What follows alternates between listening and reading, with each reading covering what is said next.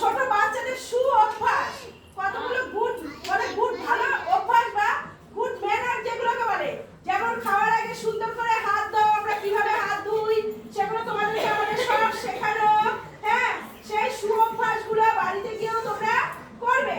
আর সেই সঙ্গে কি কি কোন কোন খাবারে কি কি কোন খাদ্য গুণ আছে সেই সম্পর্কে আমি প্রত্যেক মাসে এই সুপুষ্টি দিবস আমাদের পালন করা হয়।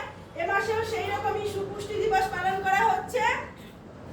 যেমন ধরো চাল ডাল এবং সবজি দিয়ে যখন খিচুড়ি করা হয় তখন সেই খিচুড়িটা যে খাদ্যগুণ বা পুষ্টিগুণ আছে, সে যে পুষ্টিগুণ আছে কিন্তু এমনি তুমি সাদা ভাতের সঙ্গে ডাল মেখে খাবে তার থেকে কিন্তু অনেক কম, মানে খিচুড়ি করলে অনেক বেশি পুষ্টিগুণ হয়।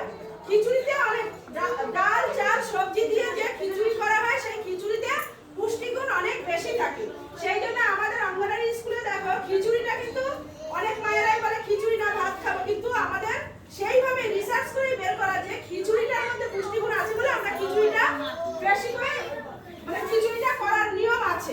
সেই সঙ্গে সাদা ভাতও আছে, আমরা 3 দিন যেমন সাদা ভাত দেই আর 3 দিন খিচুড়ি দিই, 3 দিন গোটা ডিম আর 3 দিন আমাদের হাফ ডিম, তাই তো এইভাবে দেওয়া হয়।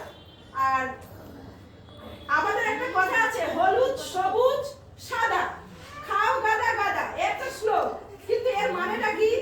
হলুদ জিনিস আর সাদা জিনিস আর সবুজ জিনিস একসাথে যদি আমার এই পেটের ভেতরে যায় তাহলে তার যে পরিপাক হওয়ার পরে যে খাদ্য গুণটা হয় সেটা অনেক বেশি পরিমাণে পুষ্টি হয়। সেই জন্য এটাকে এইভাবে খাওয়ার কথা বলা হয়। ঠিক আছে, তাহলে আর মায়েদের বেশি সময় রাখছি না, অনেকটা সময় মায়েরা ধৈর্য ধরে রয়েছে। এইটুকু বলেই আমি আমার বক্তব্য শেষ করলাম। আমাকে সবসময় সহযোগিতা করুন। এটা স্টপ উঠবে না কেউ, এই ভিডিওটা অফ করো।